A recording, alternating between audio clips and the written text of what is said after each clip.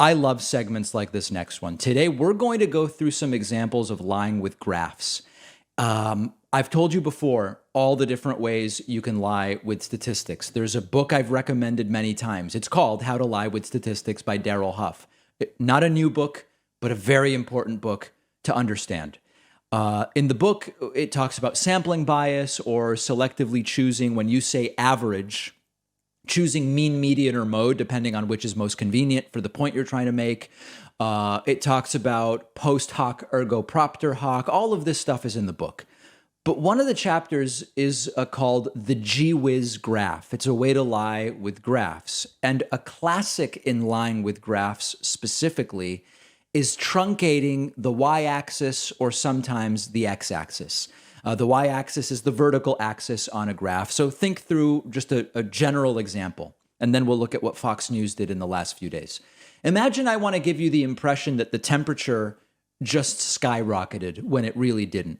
Now, in the northeast of the United States, over the course of a year, there's a really broad temperature range. In winter, there's some days where it's -5 Fahrenheit. Sometimes you'll get a -10 Fahrenheit day in some parts of the Northeast. And yet in the summer, it can be like 100 degrees Fahrenheit on a really hot day during a heat wave. So that's a big range, -10 to 100. If one day it's 72 degrees and the next day it's 75 degrees, that's not a big change when you think about sometimes it's -10, sometimes it's 100. But if I plot the 72 and 75 degree days and really shorten that y-axis, so the chart starts at 70 degrees and ends at 80 degrees, that 3-degree change between 72 and 75 will look absolutely huge. So that gets us to Fox News these last few days. And we have multiple examples here.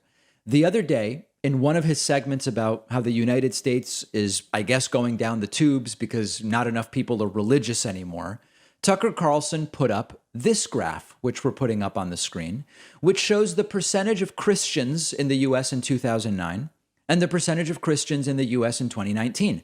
And if you look at these yellow bars, that looks like a big decline. But if you look at the y-axis, you see that this only starts at 58% and ends at 78%. Now, of course, anywhere from 0 to 100% of Americans could identify as Christian. That's the range. But the chart makes the decline look huge by only showing you the scale 58 to 78. Now, Christianity is in decline. Religiosity is in decline in the United States, but it's not nearly as dramatic as this chart makes it look to the untrained eye. Now, here's one other example.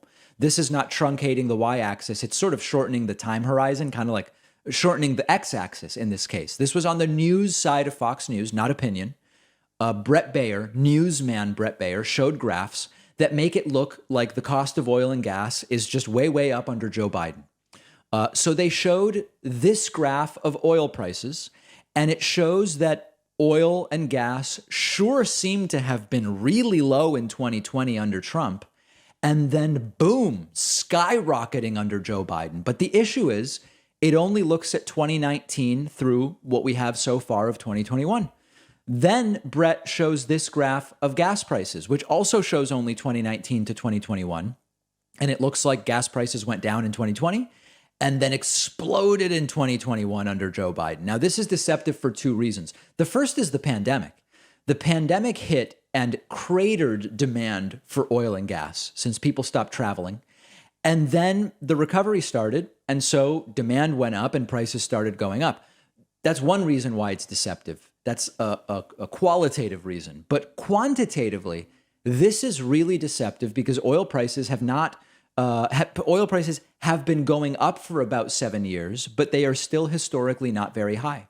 When you zoom out and you look at a chart of oil prices that goes back to like 1995 or so, you very quickly see that prices skyrocketed around 2007 and then came down, and then up in 2012 and then came down, and now they're roughly at a 7-year high that started about 7 years ago. It is not a Joe Biden thing.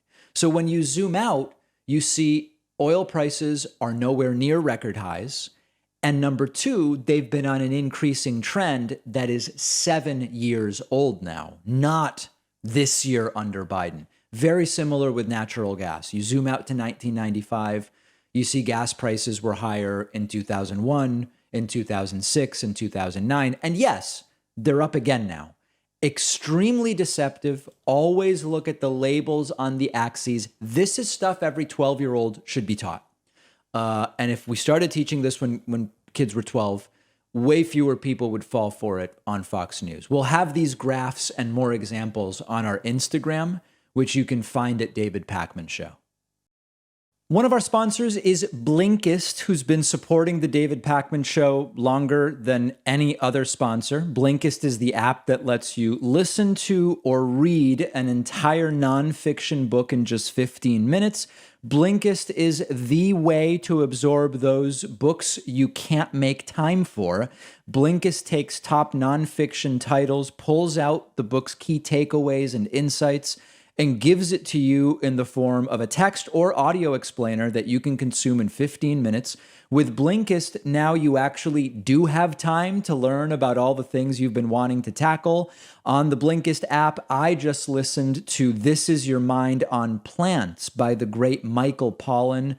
Super interesting, the history of caffeine and so many other things. Blinkist has you covered on podcasts too. Blinkist takes long episodes of popular podcasts and distills them into audio you can listen to in 15 minutes. With Blinkist, you can become knowledgeable about so many different things. You can have conversations with people about more topics. Blinkist makes you more well-rounded. Try Blinkist for free and get 25% off a subscription. Go to Blinkist.com/Pakman. The link is down below.